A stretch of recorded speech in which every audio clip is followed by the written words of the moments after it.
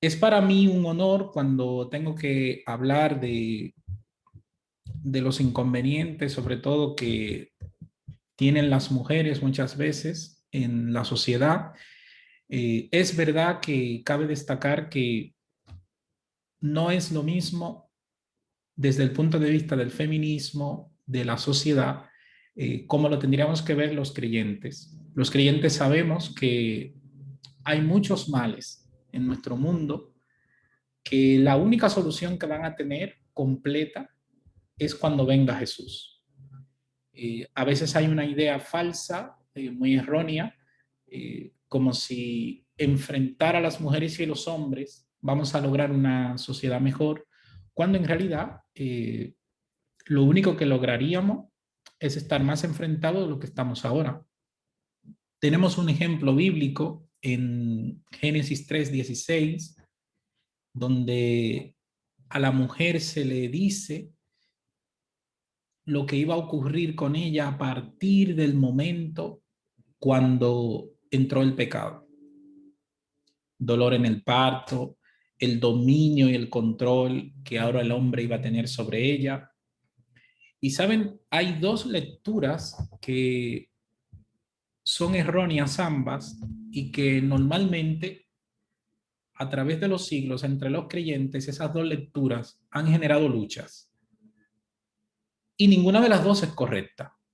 La primera de ellas es asumir esto como normal. La mujer debe sufrir dolor, debe sufrir el dominio y debe sufrir el control. Si lo asumimos como algo normal, vamos a justificar muchísimas cosas erróneas sobre las mujeres, incluso justificar el abuso.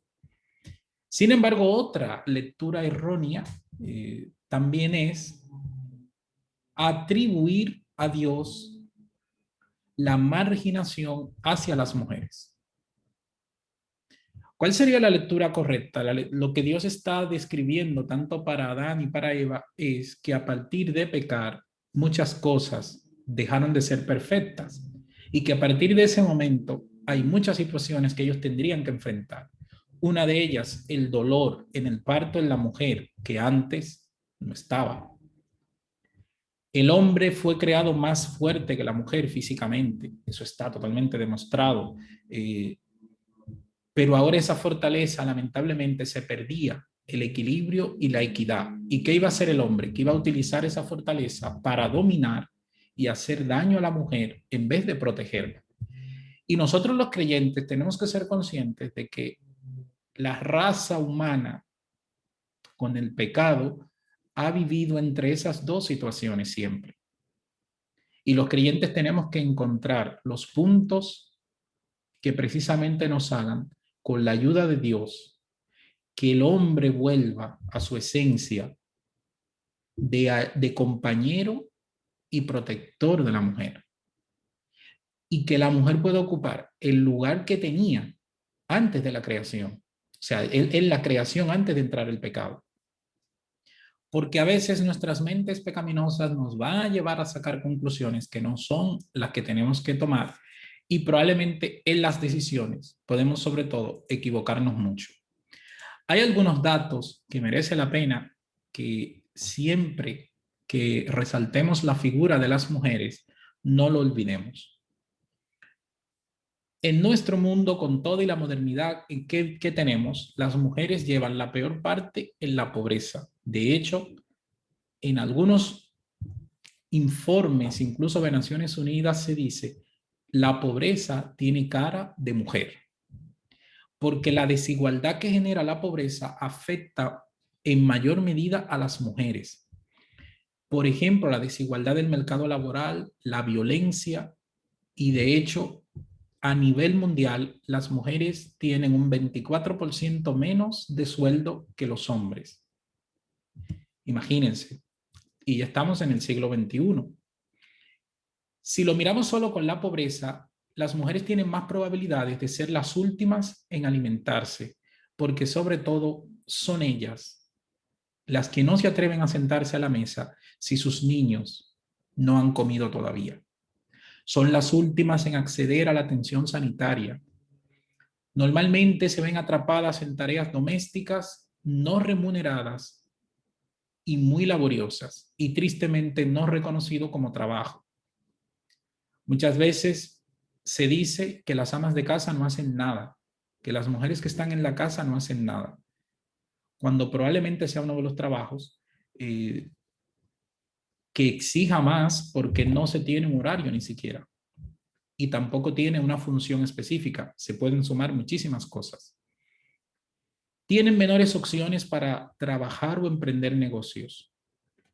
Si estamos relacionando a las mujeres con la pobreza, tendrán también menos posibilidades para acceder a una buena educación.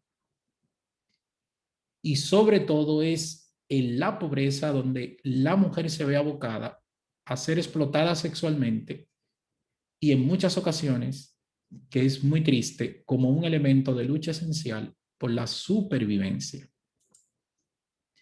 Hoy en el mundo hay cada vez más padres y madres solteras, pero en esto de atención a los hijos, las mujeres representan el 84% de mujeres se quedan a cargo de sus hijos como madres solteras, todavía muy por encima de los valientes hombres que también lo hacen. ¿Qué quiere decir esto? Que muchas veces la sociedad como tal, el peso está puesto en las mujeres, porque son ellas las que tienen que tirar con estos hijos y aún para sacar a sus hijos adelante tener que definir su propio futuro, que muchas veces queda en un segundo plano. Me gustaría que podamos ver, vamos a ver varios ejemplos bíblicos de algunas mujeres que la Biblia resalta sus historias, pero me gustaría sobre todo, nos vamos a centrar en dos en especial, porque si no, no, el tiempo no nos daría, y mencionaremos algunos aspectos de las demás. Me gustaría que me acompañen en el libro primero de Samuel, el capítulo 25. En el primer libro de Samuel, en el capítulo 25, tenemos una historia que todos conocemos. La historia de Abigail, una mujer muy especial. Si quieren leer toda la historia, lo pueden hacer en el capítulo 25 del primer libro de Samuel. Yo voy a leer solo algunos versículos que nos van a permitir poder entrar en la historia y sobre todo resaltar los aspectos que nos interesan. Abigail era la esposa de Nabal.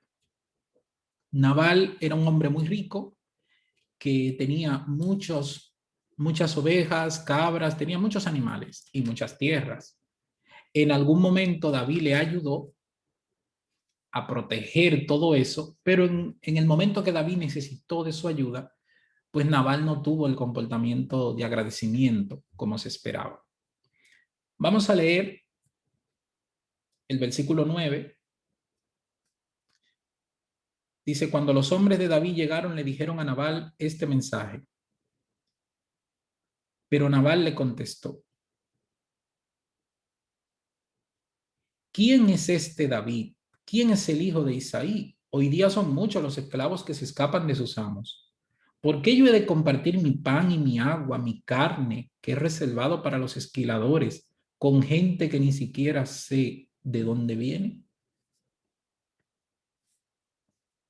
Claro, si David y sus hombres ayudaron a Nabal y a sus siervos por muchísimo tiempo, incluso corriendo riesgos, sin esperar nada a cambio, pero en un momento de necesidad, Nabal se esperaba que pudiera ayudar a David y a sus hombres. No le estaban pidiendo una manutención, le estaban pidiendo comida en un momento puntual. Dice el versículo 12, los hombres de David se dieron la vuelta y se pusieron en camino, y cuando llegaron ante él le comunicaron todo lo que Nabal había dicho. Entonces David le ordenó, ceñíos todos la espada, y todos, incluso él, se la ciñeron. Acompañaron a David unos 400 hombres, mientras que otros 200 se quedaron cuidando el bagaje. Probablemente esta decisión fue una de las peores decisiones que tomó David en su vida. Una decisión en caliente, sin razonar, que si se hubiese llevado a cabo la matanza que pretendía, hubiese cambiado la historia completa que conocemos de él, porque seguramente, con toda probabilidad, ni siquiera hubiese llegado a ser el rey. Nabal comete un error. David también comete un error. Tomar una decisión tan importante y en caliente. ¿Quién resuelve este dilema? Los siervos inteligentes, al ver la situación, un jefe descontrolado, torpe totalmente, y un David peligroso, si algo sabía era pelear en las batallas, que venía no solo a matar a Nabal, iba a arrasarlo todo. Y entonces ellos se acercan a Abigail, que era la esposa. Muchos investigadores dicen que Abigail era una mujer joven, probablemente mucho más joven que su marido, pero una mujer que vemos que es muy probable que no tuviese grandes funciones en los negocios de su marido. Y los criados en ese momento de tribulación se acercan a ella y le comentan en el versículo 14: David envió desde el desierto unos mensajeros para saludar a nuestro amo, pero él los trató mal. Esos hombres se portaron muy bien con nosotros. En todo tiempo que anduvimos con ellos por el campo, jamás nos molestaron ni nos quitaron nada. Día y noche nos protegieron mientras cuidábamos los rebaños cerca de ellos. Piensa tú bien lo que debes hacer, pues la ruina está a punto de caer sobre nuestro amo y sobre toda su familia. Tiene tan mal genio que ni siquiera se puede hablar con él. Dice el versículo 18 que sin perder tiempo Abigail reúne un montón de comida, un séquito, y para mí Abigail debería ser considerada como incluso la madre de la diplomacia, porque lo que hace es todo un convoy diplomático. Una mujer que se arriesgó muchísimo porque estaba primero violentando las reglas de la época. Las reglas de la época no permitían que una mujer hiciera algo así. Tenía que ser el marido. De hecho, todo se dirigió a su marido. Los esclavos fueron donde ella porque había una necesidad de emergencia, donde ellos sabían incluso que podían perder la vida. Pero en unas circunstancias normales, estos esclavos jamás hubiesen acudido a la mujer, porque la mujer no tenía decisión en estas cosas. Abigail es una mujer que, si bien es cierto que se puede considerar que estuvo sujeta a su marido, hace una distinción que trasciende en el comportamiento, porque está sujeta pero en lo correcto, donde entiende que su marido se está equivocando, donde entiende que su marido no lo está haciendo bien, ella se empoderó y tomó decisiones valientes y correctas. Si la miramos no con las reglas de hoy, miremos esta mujer con las reglas de su época. No podía, no tenía derecho de tomar posesiones. Una mujer no tenía ese derecho. No podía tomar esclavos o tomar los siervos e irse en una marcha en busca de David. La esposa de un hombre no podía ir en busca de otro hombre. Fíjense las reglas, todo lo que iba en su contra. Y esta mujer toma todas estas decisiones. ¿Por qué? Porque precisamente esta mujer está cumpliendo el rol que muchas veces los hombres no dejamos que nuestras mujeres cumplan. El matrimonio debe ser una unión de iguales. Una compañera la mujer, un compañero el hombre. Qué bonito hubiese sido, qué diferente hubiese sido si Nabal, aunque él tenía sus ideas, hubiese le preguntado a Abigail: ¿qué te parece? ¿Qué debo hacer? Y no es que les pida permiso a su esposa, al contrario, pero que se lo comente, que la trate como tal.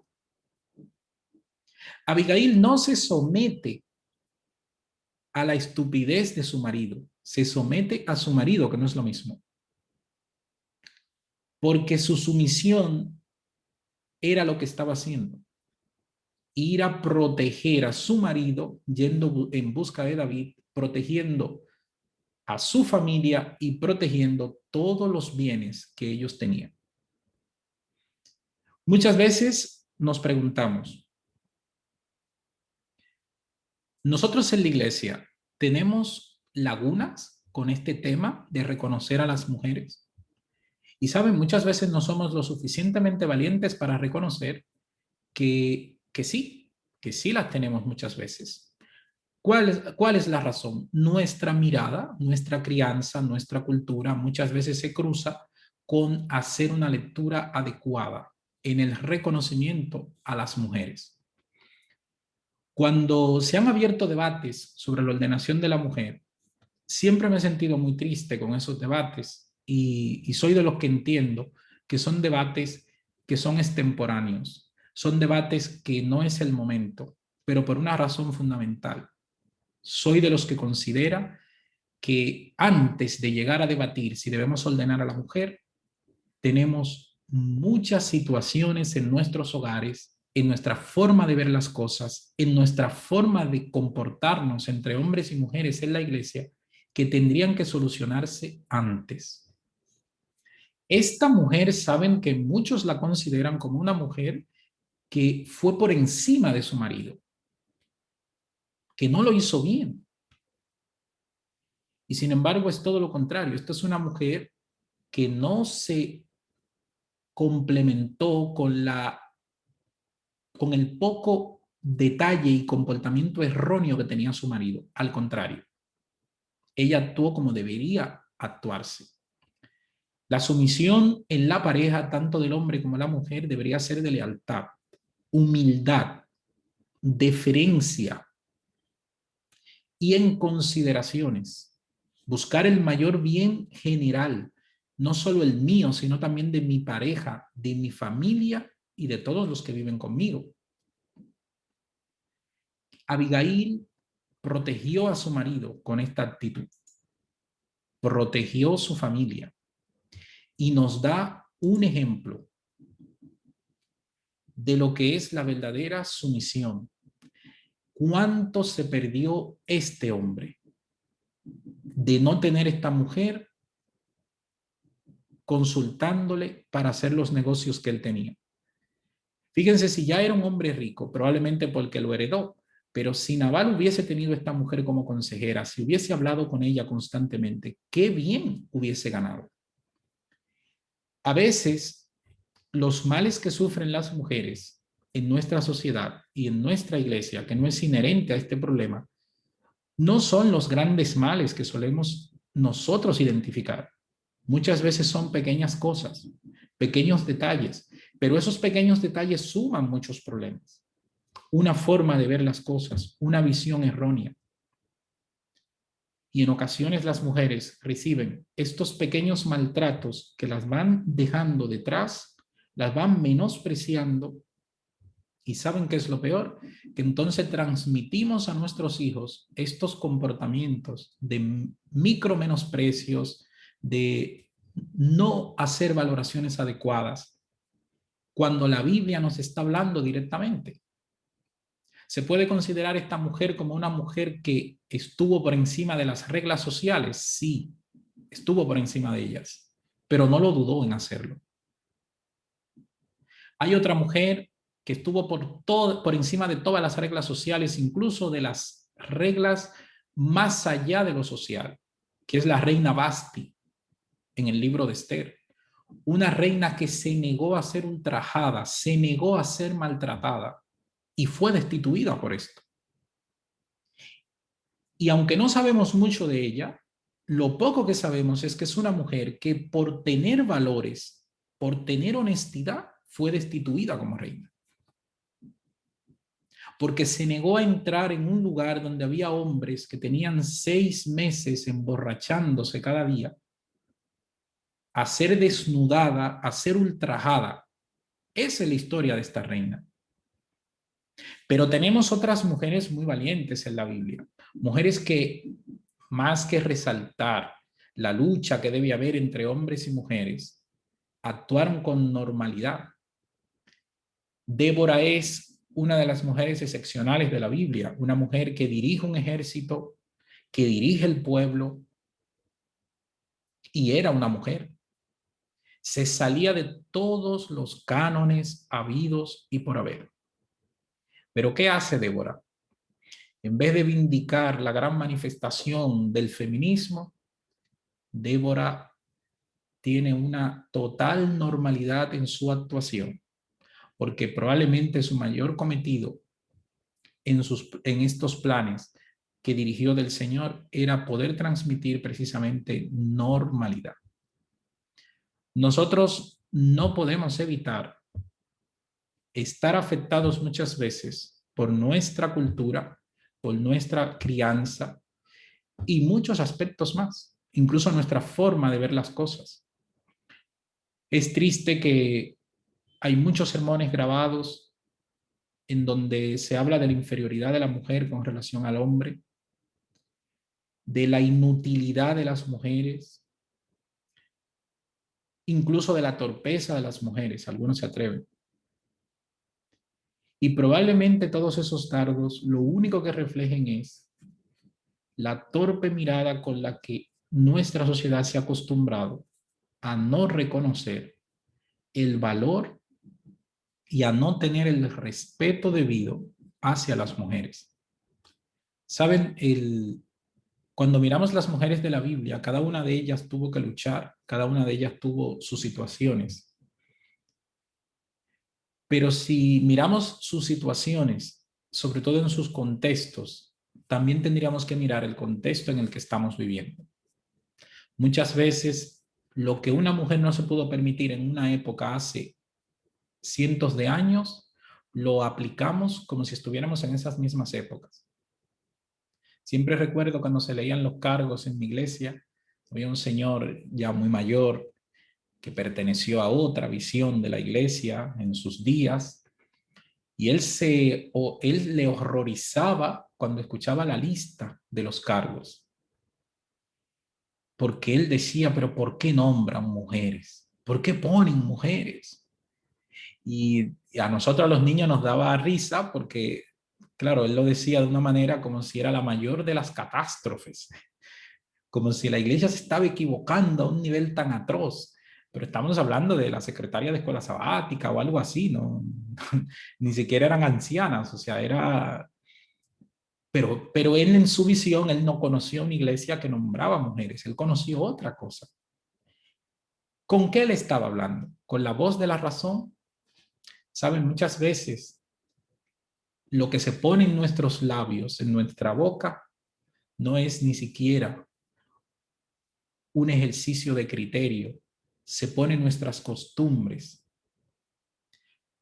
Frases como solo una mujer debe aparecer a hacer una función cuando un hombre no pueda. Eso yo lo viví mucho. Saben, en República Dominicana, cuando no se nombraban ancianas, se nombraban los maridos de ancianos.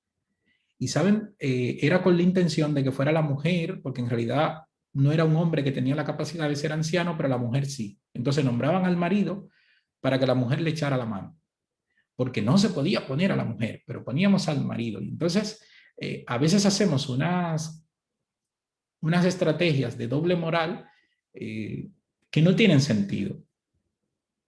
Creo, hermanos, que bajo ningún concepto deberíamos entrar en los discursos de el feminismo, que si el machismo, y todas esas cosas que ahora se inventan. Cada día hay un término nuevo que muchas veces lo que hace es liar el tema. Pero jamás dejar de reconocer que nuestra sociedad, y la iglesia está en la sociedad, debe mucho a las mujeres. Si se fijan, muchas de las libertades que han logrado las mujeres hoy no tienen, la mayoría de ellas, ni siquiera 30 años. Y eso representa la sociedad en la que vivimos.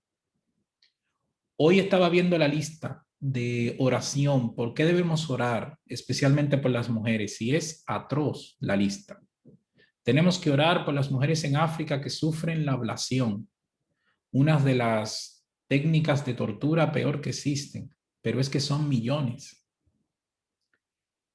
En la República Democrática del Congo tenemos miles de niñas que son robadas por la organización Boko Haram. Cada poco 300, 350, y si sumamos los años que tienen en eso, ¿cuántos años? Pero es que allí eso es normal, no tenemos que decir nada. ¿Cuántas mujeres son cada día maltratadas? Y saben, nosotros tenemos también que poner voz a todos esos males, a todos. Porque si vamos a orar por los problemas del mundo, también tendríamos que orar por ese problema, porque ese es un problema grande, un problema que trasciende y tristemente muchas veces se mira para otro lado. Hay una mujer en la Biblia que a mí me gustaría que tomemos en cuenta también. Vamos al primer capítulo del libro de Samuel también. Allí tenemos una historia que conocemos mucho. La historia ¿de quién? De Ana. Una mujer de oración.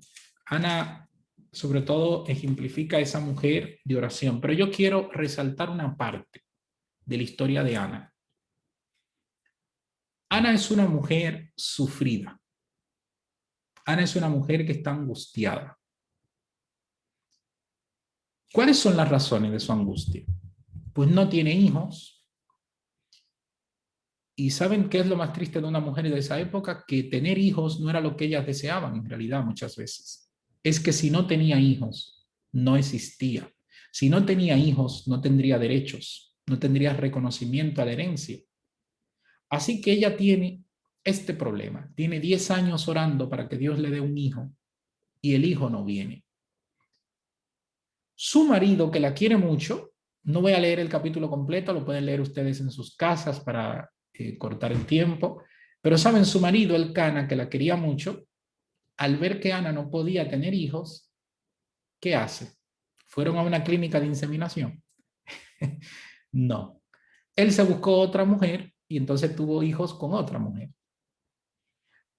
El Cana intenta que Ana no sufra. Él es cariñoso con ella, él la intenta comprender, pero el Cana realmente estaba al lado de Ana apoyándola. ¿Qué les parece? Esto es un debate teológico tremendo, ¿eh? No crean que es fácil el estudiar al Cana, sobre todo como personaje. ¿Se imaginan las mujeres hoy esto? Que usted no pueda tener hijos y que su marido la solución que busque sea buscarse otra, ponerle en la misma casa y tener hijos con ella. Y usted llorando, llorando porque usted no puede tener hijos y la otra venga a parir y venga a parir. ¿Por qué lo cuento así? Porque quiero que veamos el sacrificio real de Ana. A veces leemos las historias y como que pasamos sobre ellas. Imagínense la aflicción de esta mujer. La otra tendría como 5 o 6 y ella ninguno, ningún hijo. Pero su marido encima, en uno de los momentos más tristes de Ana, le dice, pero yo soy mejor que 4 hijos. Ay, ay, ay. ¿Saben qué fácil es decir las cosas? Qué fácil. Yo soy mejor que 10 hijos. Yo te doy la comida, te doy sustento, estoy aquí para lo que necesites, pero en el fondo te estoy abandonando a la primera, porque como tú no puedes tener hijos, yo no me voy a quedar sin hijos, así que yo me busco otra, tengo hijos, y bueno, vamos apañándonos. ¿Realmente el Can entendía el problema de Ana? ¿Entendía el sufrimiento de esa mujer? ¿Saben por qué analizo esta historia? Porque quiero hacer un llamado a los hombres, sobre todo ahora. Siempre he sentido la necesidad de que cuando hablamos de las mujeres, hacemos un sermón para mujeres. Y en el fondo me parece que es una especie de discriminación, porque si estamos queriendo reconocer a las mujeres, ¿no deberíamos también hacer un llamado a los hombres? Si queremos ayudar a nuestra compañera, tenemos que ponernos en su lugar. Tenemos que ver en qué nos necesita. Estoy aquí. Yo creo que nuestra compañera lo sabe que estamos, es obvio, pero estamos siendo útiles, estamos teniendo un comportamiento cristiano. ¿Cuántas mujeres se tienen que sacrificar para hacerle comida a sus maridos, levantarse temprano, hacerles cosas a ellos, atenderles, eh, pero aparte limpiar la casa, atender los niños? Y cuando a veces los maridos hacen esto 2 o 3 días, ya se están volviendo locos. Eso de alguna manera también es maltrato. La familia es de los dos. Y los compañeros tenemos que serlo en realidad, no ser figurantes. Y esto es uno de los problemas y de las formas de maltrato de hoy que muchos hombres tenemos. Somos figurantes en nuestras familias. Y no estoy hablando de la sociedad en este caso, estoy hablando también de los hombres cristianos. Somos figurantes a veces. Una mujer que tiene que cuidar a unos niños, que tiene que cocinar, que tiene que limpiar, y el hombre tranquilo sentado por ahí. Usted, y si hace eso, no está ahí. Está haciendo como el Cana. ¿Saben? El Cana no dio solución a Ana. Ana tuvo que refugiarse únicamente en Dios. Y a veces utilizamos ese ejemplo, decimos, bueno, es que no tienes que buscar la solución en los seres humanos, tienes que buscarla en Dios solamente. Sí, pero cuidado. El hecho de que el Cana no le ayudó no quiere decir que sea lo correcto. Deberíamos encontrar solución a nuestros problemas y si no solución, por lo menos acompañamiento en nuestros compañeros, en nuestra familia. Y sin lugar a equivocarnos, estadísticamente las mujeres llevan el peso de la sociedad. Muchas veces el hombre trabaja y con la excusa de que trabaja no hace nada más. Pero díganme ustedes, las mujeres que trabajan no hacen nada en la casa. ¿Puede una mujer permitirse eso? Bueno, es que yo trabajo, no tengo que hacer nada. Algunas dicen directamente se caería la casa. Y yo soy de los que piensan que mientras no resolvamos esas cosas, primero, no deberíamos subir de tono otros debates. Porque estas pequeñas zorras son las que van a terminar quemando la cosecha. Si nuestras mujeres no son bien reconocidas, ni siquiera dentro de sus hogares, y nosotros que componemos la iglesia luego pensamos que lo vamos a hacer bien dentro de la iglesia, pues ya nos podemos sentar. No va a ser. Muchas veces es la mujer la que trabaja y el marido no, pero tiene que venir la mujer a hacer las cosas también de la casa porque el rey está en la casa. Y si eso ocurre hoy por hoy en una pareja cristiana, créanme que entonces me atrevo a decir firmemente que Cristo ha amanecido poco en ese hogar. Porque Cristo nos ha hecho un llamado a los hombres a amar a nuestras mujeres como Cristo amó a la iglesia. Y Cristo ama a la iglesia de una manera muy especial. La protege, la cuida, la sustenta, la acompaña, está presente en sus problemas. Yo no me identifico con esos problemas que plantean las manifestaciones de las mujeres, problemas muy globales, frases hechas muy bonitas que no tienen muchas veces ni sentido ni concreción. Pero ¿cuántas mujeres están siendo de alguna manera maltratadas en sus hogares por llevar más peso del que deberían tener? ¿Cuántas mujeres no tienen compañeros? Tienen un figurante. Una mujer cristiana, un hombre cristiano. Ambos deberíamos estar fundamentados en valores, pero también en laboriosidad, también en compañerismo, también en equidad. ¿Qué nos encontramos en la Biblia? Muchas mujeres que tuvieron que aguantar muchísimas cosas de su sociedad, de sus compañeros, de las reglas que se le imponían, y hoy no es una diferencia.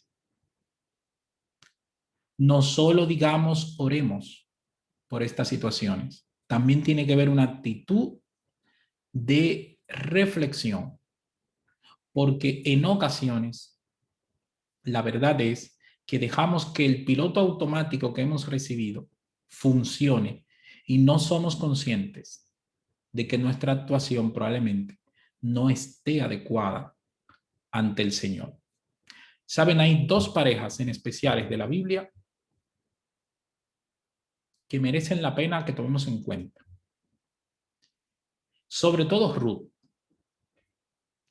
porque Ruth es una mujer de valor, una mujer extraordinaria, pero encontró un hombre que la acompañó, un hombre que la apreció, que la valoró. Raab, la ex ramera. A veces se le pone el San Benito siempre, ¿verdad? A la pobre mujer. Pero encontró un hombre que creyó en que ella había dejado una vida en el pasado y que ahora quería formar una familia. Y ese hombre se casó con ella. Incluso formó parte de la descendencia de Jesús. Si realmente queremos que nuestros hogares sean hogares cristianos, hogares donde el Señor se manifieste, también se tendría que manifestar la equidad, el respeto y que los valores de reconocimiento, tanto de hombres y mujeres, se puedan resaltar entre nosotros. Son muchas las cosas por las que tenemos que orar, pero me tocó mucho esta razón. Hay que orar especialmente por los hogares, porque si no comenzamos el reconocimiento digno de las mujeres en nuestros hogares, saben, ni lo vamos a lograr en la iglesia, ni lo vamos a lograr en la sociedad. Y en el fondo son cosas que todos sabemos. No cometamos el error del Cana. Seamos verdaderos compañeros. Hagamos el problema de, de nuestra compañera propio. No busquemos una alternativa y la dejemos de lado. Evidentemente Dios nunca desampara a sus hijos y Dios fue el gran abrigo de Ana. Pero qué bonito hubiese sido si el Cana la acompañaba. Saben, cuando Ana tuvo su primer hijo, fue un gran milagro para ella. Pero no es un gran milagro para el Cana. Ya el Cana tenía hijos. Él había descartado ya que Ana no podía tener hijos. Sin embargo, la que mantenía la esperanza en el Señor de sí poder hacerlo era ella. Al venir a adorar le daba doble porción a Ana. Sí, doble porción, pero ¿para qué? Para que Dios, confiando realmente que Dios le iba a dar lo que ella pedía, o para que se quedara tranquila y no molestase. Siempre he dudado entre estas dos opciones. Me hubiese gustado ver un Elcana que al su esposa no poder tener hijos, él también se quedara sin hijos. Y que él pudiera decir, bueno, esto es algo de los dos, vamos a caminarlo juntos, vamos a transitarlo juntos. Y que cuando naciera Samuel hubiese sido su primer hijo, qué bonito hubiese sido esto así. Pero esta historia, como muchas veces las historias que nos acompañan no son ideales, tienden a ser reales. Y la realidad es que en muchos casos no estamos actuando con el ideal. Y no estoy hablando de la igualdad y de estas, no, lo más elemental, respeto, dignidad, simple reconocimiento a la labor del otro. Son estos los verdaderos problemas que nuestras mujeres están enfrentando cada día. Siempre recuerdo con mucha tristeza una hermana que estaba sufriendo situaciones en su hogar y un grupo de personas de la iglesia le dijeron, hermana, vamos a orar por ti, pero recuerda, esa es tu cruz y nuestras cruces las tenemos que llevar con dignidad.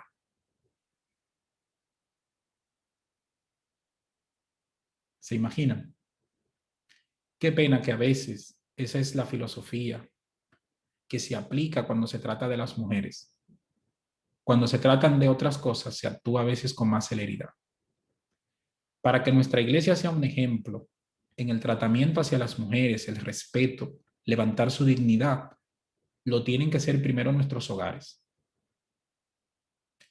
Recuerden que en nuestros hogares no solo estamos las parejas, también están nuestros hijos. Y cuando nuestros hijos se forman viendo que la mujer no es respetada, no es dignificada, nuestros hijos van a repetir esos mismos patrones luego.